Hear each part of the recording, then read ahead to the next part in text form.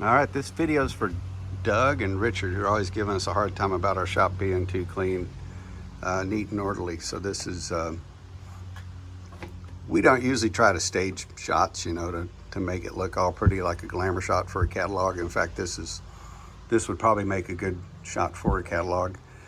Got our little dinghy here with a variety of tools that we've been trying out as we go along, from taking it from 4 layers of coating, paint and varnish on one end down to the ends where we're starting to get it cleaned up down to we can do a little finish sanding before we reapply the new coating. But so here we've got some of our scrapers and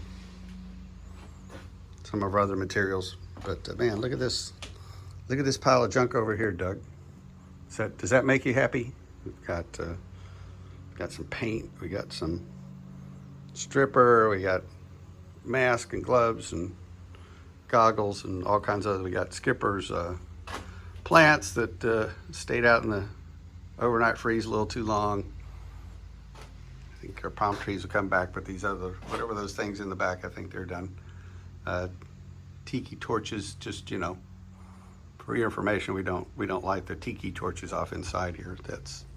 They get pulled back outside. You got boat stuff back there. Skipper's lawn chairs. Let's see, you got a little table with remnants of another project we're working on over here. So it's Skipper's lawnmower. Got things hiding up here. Most importantly, we have a clear exit and we have a fire extinguisher, so we can run out, and if we feel the urge, we could grab the extinguisher, fight a fire. So anyway, we know sometimes we find it's useful looking around other people's shops to get ideas on where to store things or how to make things flow together so we can have fun out here. And that's what it's all about, is having fun. And give a little shout out for this finishing dolly. It's called the Articulating Bunks.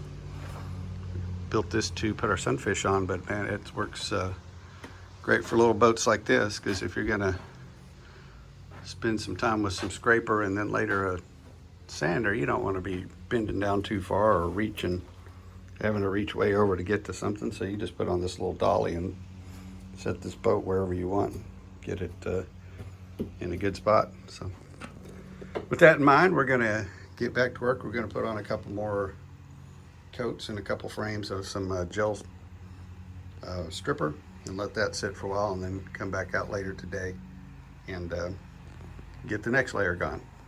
That about does it.